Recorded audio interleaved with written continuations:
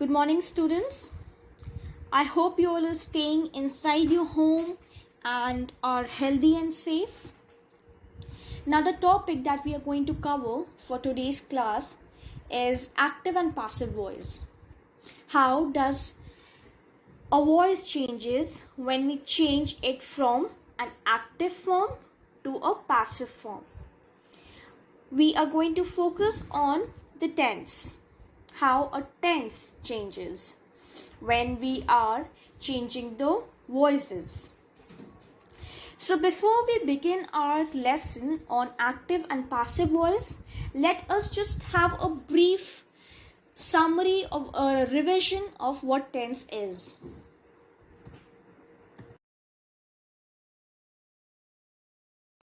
Tense. Now we all know that tense are mainly of three types.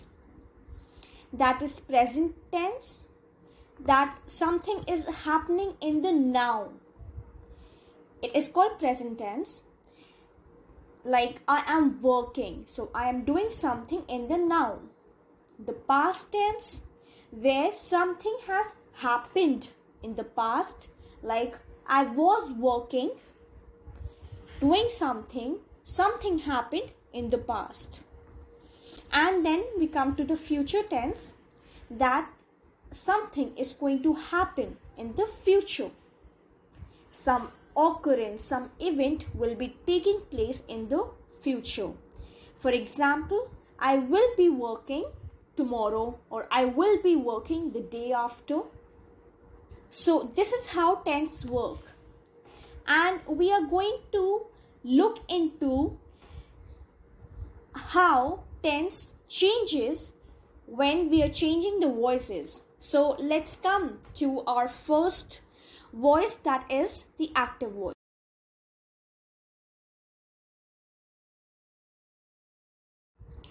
When we talk about active voice, active itself says so much about the voice, that something is, very strong, very direct, very active.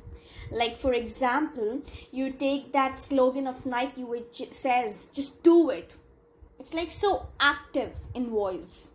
That is how active voice works.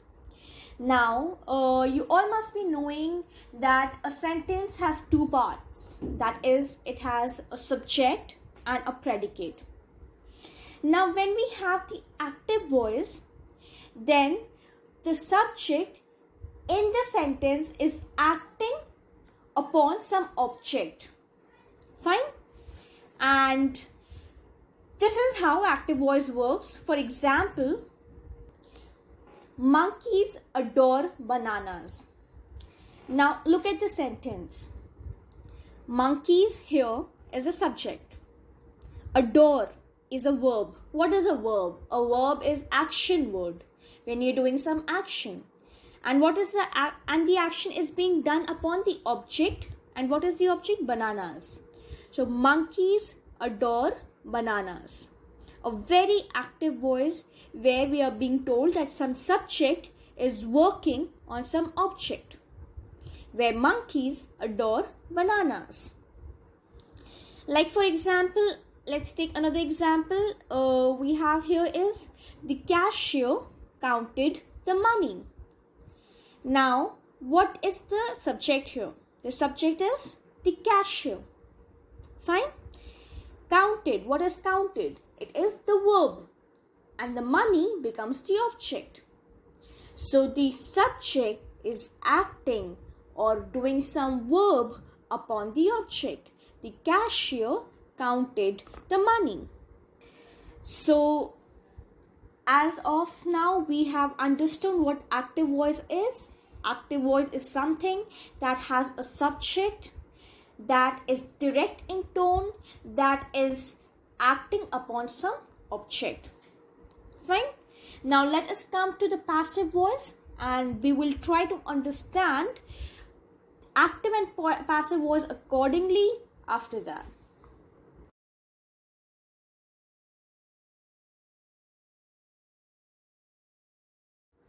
Passive voice.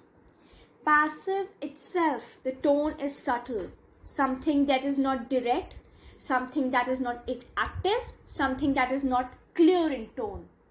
Okay, so we see a total drift in the structure of passive voice. We see the structure being flipped. Now, how is the structure being flipped in passive voice? I'll give you an example. So in active voice, you see how is the form. It is like the subject is the first thing, then we have the verb, and then we have the object. But this altogether changes in the passive voice. How? In the passive voice, we first have the object, then we have the verb, which is in third form, and then we have the object, the subject, I mean. So instead of the subject being in the first place, we have the object in the first place. And instead of being the object in the last place, we have the subject in the last place. And there are the few differences which occur in between. Obviously, the tense changes. So let's read what's here. The structure is flipped into a form of to be done by adding past participle and required position. Now, what is a required preposition? What is a preposition? Mostly the required preposition needed when we change active to passive voice is by, by. We will come across the examples where we are using by before the subject. So the next being, in the passive form, the subject is being acted upon. Like in the active voice, we had the object on which the subject was acting. But now in the passive voice, the subject is being acted upon. Like for example, here I have written that the dog chased the squirrel. In active voice, the dog is the subject, chased is the verb, and the squirrel is the object. How does that change into passive voice?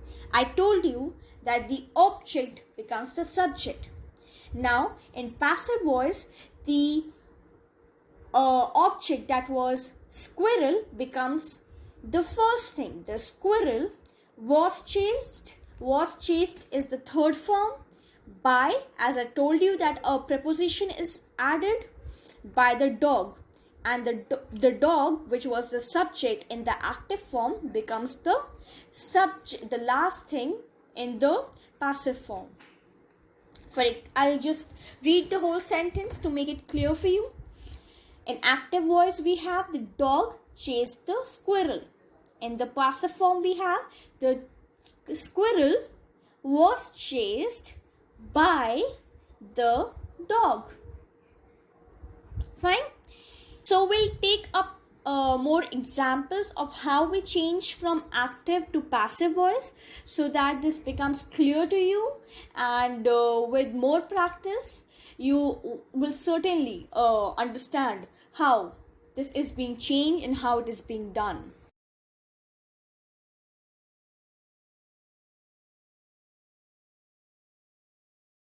Now students, there are certain rules that needs to be followed when we are changing the voices, when we are changing from active to passive voice. Now let's look into the rules that needs to be followed. The first rule being, change the subject into object and object into subject. What does that mean? Make the subject of the active voice the object of passive voice, and vice versa. As you can see in the table that is given there, I write this essay. I is the subject here, which becomes me in the passive voice, and it goes at the place of object, and the object, this essay, which was in the active voice, becomes the first thing in the passive voice, so which becomes this essay was written by me. Now always use the third form of verb in passive voice, and the third being, use by before the object in passive voice. Also, there are certain rules that we have to follow when we change person. Like, what is a person? I, we, you. him, her, these are persons. So how do we change it? Like for example, when you have I in active voice, in passive voice that becomes me. Like the example that is given there in the table, it says, I write this essay. In the passive voice it becomes, this essay is written by me. Do you see the change that happened? Yes. Okay. Next we come we. We becomes us. Like I take an example, we are buying a dress. In passive voice it becomes, a dress was brought by us. Fine. The third is you. Now there are certain exceptions, you may say, that do not follow the rule. Like here we have you. You remains you in active and passive voice both. Like for example, I'll give you an example. You are not writing. I say this in active voice. You are not writing. In passive voice it becomes, writing is not being done by you. So did the you change in both active and passive voice? No. So it does not change in both the voices. Next we come to he, which becomes him in the passive voice. For example, you say he is singing. Very direct in tone. Active voice, he is singing. It becomes, singing is done by him in the passive voice. Now singing, which was the object in the active voice, becomes the first thing in the passive voice. Then we follow the third form of verb. Then we have a by him. Fine. Singing is done by him. Then same way we have she in active voice, which becomes her in passive voice. Like you just change he to she, it becomes she is singing. In passive voice it becomes singing is done by her. Fine. Now when we have any name given in the active voice, the name does not change. Obviously you need to know who the person is. You know who the person is, what name the person or who is being talked to or whom is being talked to. So the name does not change. This like Tom changed the tire in active voice. The tire was changed by Tom in the passive voice. So this is how, these are some rules that needs to be followed, that needs to be kept in mind when you are changing the voice from active to passive. Okay. Now we will take some examples, because we have understood the rule, we have understood how we change the form, we have understood what needs to be kept in mind while changing from active to passive voice. While taking some examples, do try to recall the rules that we talked about, and then we'll do accordingly. So the first example here is, the dog bit the boy. How do we change it in passive form? The boy, that was the object in the active voice, becomes the first part in the passive voice. The dog was bitten. It is the third form of verb. Okay? By is the preposition that we mostly and every time add when we are changing from active to passive voice. By the dog. The dog, that was the subject in the active voice, changes and comes at the end in the passive voice. So how do we do it? The dog bit the boy, which becomes, the boy was bitten by the dog. Let us take another example. The hunter killed the lion. The lion was killed by the hunter.